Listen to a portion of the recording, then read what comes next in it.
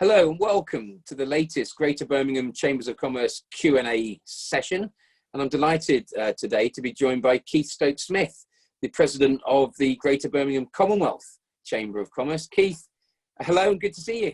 Hello, Paul. Good to see you as well. So Keith, just to kick off, I mean, what have you been hearing from members of the Commonwealth Chamber during this coronavirus crisis? What have they been saying to you, and how's it impacted your sort of plans and aims? I think many of them have kept their head down, and as far as I'm concerned, it's business as usual, the best they can. Hopefully, they've been motivated to be positive, motivated to think outside the box, and motivated to find ways of resolving their issues. I think they're also relatively realistic that obviously the virus has had an impact on particularly the supply chain. That's obvious to all of us, and particularly if you've been trading with China. But I've not got any sense of any significant despondency. Yeah, I'm generally quite buoyed up about their feelings and how they're going to get through this.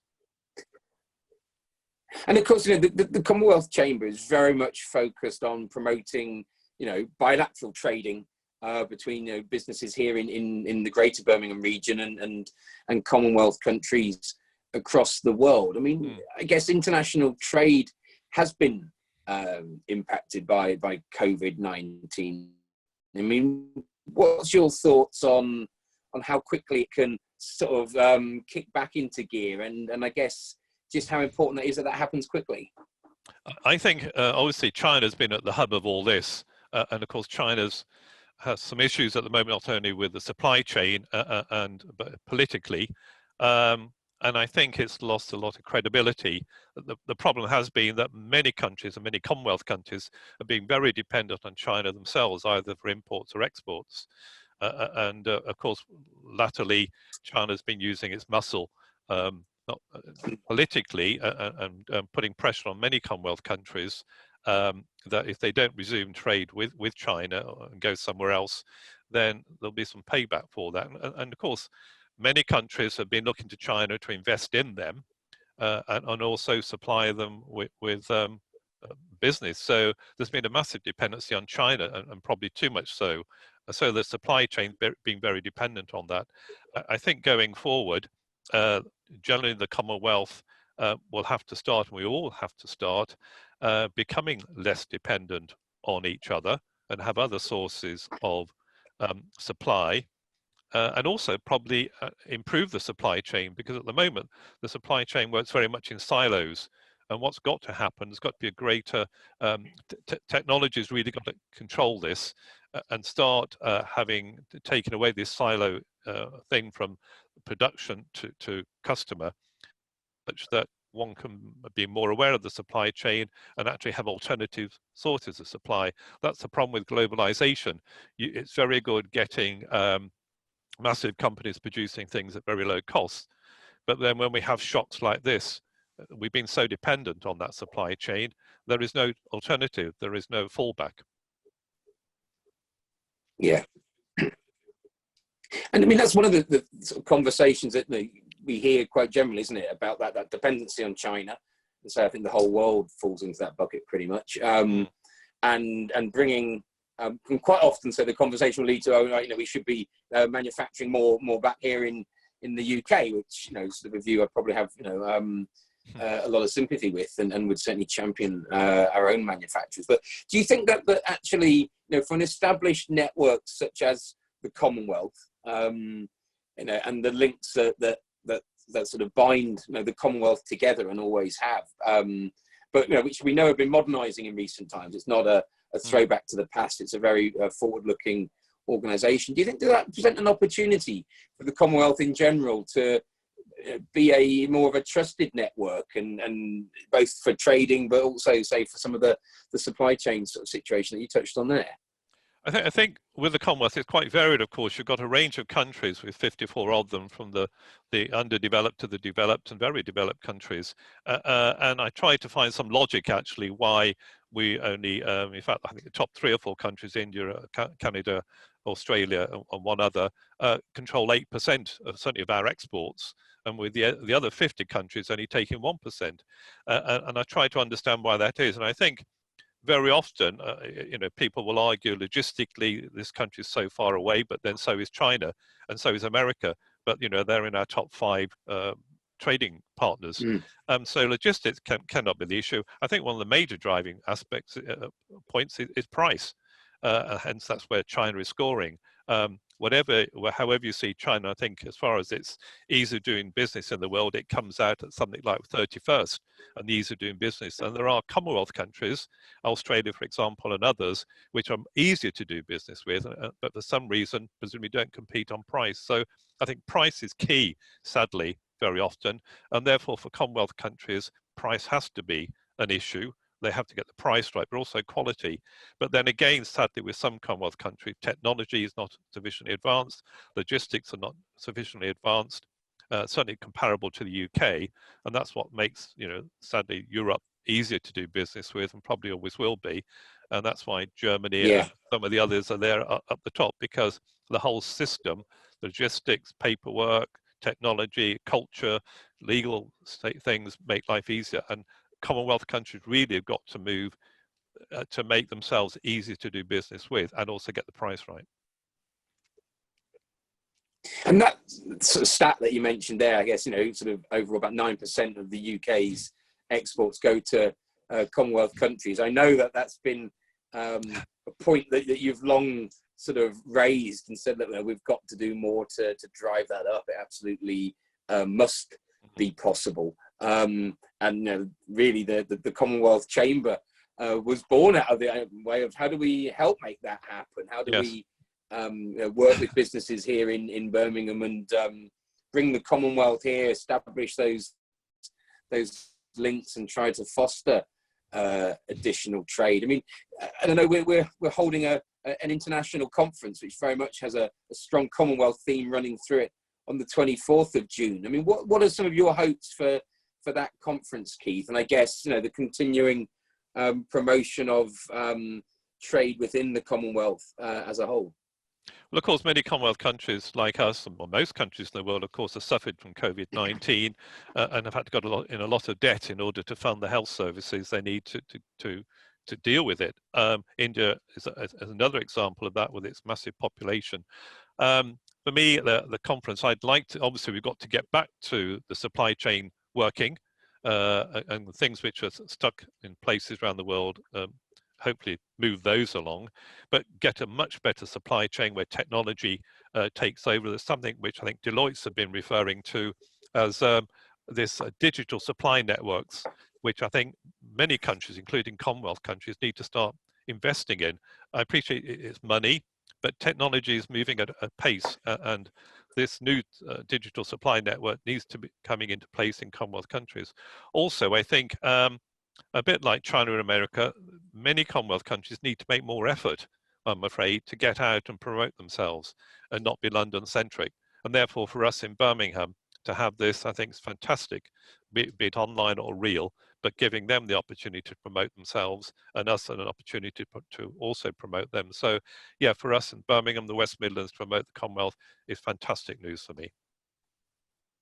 And I suppose that's one of the interesting elements of, the conference was meant to be, held at the Royal Birmingham Conservatoire, and it's sort of almost a traditional event, as we might call it now. And well, we've shifted it to online.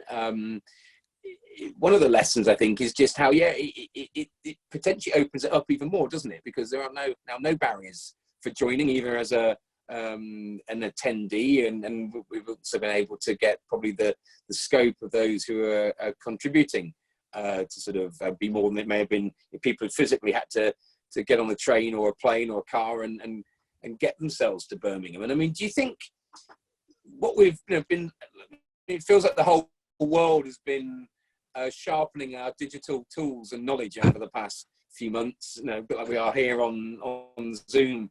Do you think that's going to make trading internationally easier? Is it one of these things where suddenly you realize you could be talking to someone anywhere, and it will change some of the sort of the perceived barriers that some people might have? Or am I being too optimistic there? No, I think you're right to be optimistic, Paul. I think this, sadly, out of this terrible virus, some positives will come. And that will be advancement of technology and the use of the existing technology. And I think, you know, we've got to take the crisis as an opportunity as well, sadly, for what's happened. For me, this doing things online, having these currently Zoom meetings, but I dare say many software organizations will come out with something equivalent and webinars. I think that is going to be the way forward for many, not just for many businesses, but also for many countries. That certainly a lot of the initial things, which now you have to get on a plane and travel or whatever, arrange meetings, face-to-face meetings, and a lot more of the initial discussions, negotiations, etc., should be done and will be done on a system like today. But also that we have conferences, for want of better words, or in the form we're going to have them on the 24th of June, which does allow a lot more interaction. Certainly, I think important thing for those, and I've gone on to a few myself, if you do have a question, raise your question, and we, as the organisers of the one we're doing on the 24th of June, should make sure we answer that question, and therefore give them all the help we can. We need to promote trade, not only, you know, for it's necessary to have trade to create jobs, to create wealth, and certainly in poorer countries, they desperately need to create jobs and improve their wealth. So for all of us, trade is very important, and certainly there's plenty of potential in the Commonwealth. And that's one of the things that's always struck me is, you know, you look at statistics and businesses who export to some degree, are just sort of their survival rate, they're just inherently stronger. It's one of those indicators, I guess, of a certain maturity. And, you know, I know that the banks and lenders will look at those as a guide. And you know, that's part of the drive that we have here at the Chamber, isn't it? To sort of say international trade, you know, these are new markets, these are new opportunities for your business. You know, you've got to make sure you lift up your eyes and are exploring absolutely everything. The support is there to do it. And sort of, you know, you've got to go out there and push, and where you can be successful, suddenly then the returns are fantastic. And that's what we want. We want to be strengthening businesses here in our region and helping them to grow, generate new jobs. And I suppose right now, as I say, coming out of the COVID situation, I'd imagine a majority of businesses will be looking for new opportunities to replace, you know, sort of cash flows that's been taking a battering as quickly as possible. Yep. And I always remind myself when I'm ever thinking of trade, of the Chamber's motto outside the Chamber's offices: venture and prosper. And that's the bottom line. Yes. For all of us, you know, if you sit back and wait for it to come, it may come, but less likely. You've got to go out there and create a demand for your product or service. You've got to go out there and sell yourself, and that don't necessarily mean physically, but online or whatever means. You've got to venture, and by venturing, you won't prosper on everything you do, but you're not going to prosper in great terms unless you start venturing out there, looking for opportunities, creating opportunities, and making things happen. Yeah. Those who set up the Chamber 207 years ago, they knew what they were doing, didn't they? They did. So sort of sorry, go on. What goes around comes around, or comes around goes around. So it's they knew what they're doing, and that should never have ceased to be the motto. And we should always make sure that is the motto, day in, day out, and always will be the motto. Yeah. Absolutely. And just finally, Keith, so as president of the Commonwealth Chamber here, obviously, you know, sort of 2 years and a couple of months from now, you know, the Commonwealth Games will be rolling into Birmingham, and you know, something which we've long been proud that we've won that, and excited by the opportunities. I mean, what's your view on the games, and certainly in light of the coronavirus? Is it more important than ever now as a way of, you know, shining that spotlight on Birmingham and helping us to show the world that we're open for business? Oh, it was always very important from the outset, you know, before COVID virus came along. Having gone to the Australian Games, and particularly the trade side there, spent a lot of time at the trade side. it's a fantastic networking opportunity for all of us, be it the trade element of it or the games themselves. But for me, it's going to help put Birmingham on the map significantly more.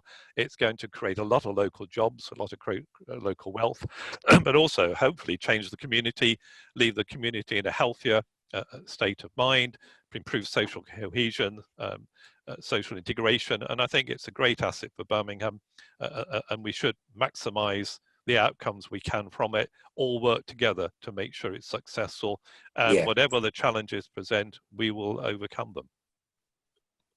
Yeah, and that's one thing that yourself and the Commonwealth Chamber have been pushing very, very hard, are the procurement opportunities, aren't they, for local businesses to get involved. And it's happening now, but we certainly know the next couple of years now that's going to really ramp up. And again, it's there for businesses to get involved, and there's lots of material to inform them how. And Keith, also, just wanted to ask then, sorry, not just procurement opportunities for these games. What they need to do, having been successful for these games, for the next ones, they should be aiming to offer the same things they're doing for this game in Birmingham to the next one after. That's what happened my family in Australia. They done all what they did for the Australian ones, but they're lobbying me to come to Birmingham and supply the same services or same goods for the Birmingham one. So we've got to be there for the next games, trying to export our products or services to whoever's coming next. Yeah, and a ton of opportunities, not just with Commonwealth Games, but other big global events, isn't it? Yes. Companies who maybe aren't involved right now, they get that that experience of working with the games, and they can carry that forward. Just final question, Keith, is indeed. Is there a particular event you're most looking forward to at the Commonwealth Games? What's the golden ticket for you? Well, I must admit, I enjoyed the opening. That was interesting to see live compared to what you see on television. So that was interesting, because I sat just above where all the television screens were for each country. So I could see what they were seeing compared to what you would see on the screen. So that was fascinating. I had to come back before the closing because of the trade event in London, of course. Event-wise, I enjoyed the gymnastics, I have to say. I happened to be with the Lord Mayor of Birmingham at the time to a certain extent, therefore I had to go where the Lord Mayor went. But I enjoyed the gymnastics. But no, nothing in particular. As long as the UK winning medals, I don't mind where I am. Well, let's hope. Keith, thank you very much for joining us and for your insights. It's a pleasure. Thank you, Paul, and thank you for the opportunity.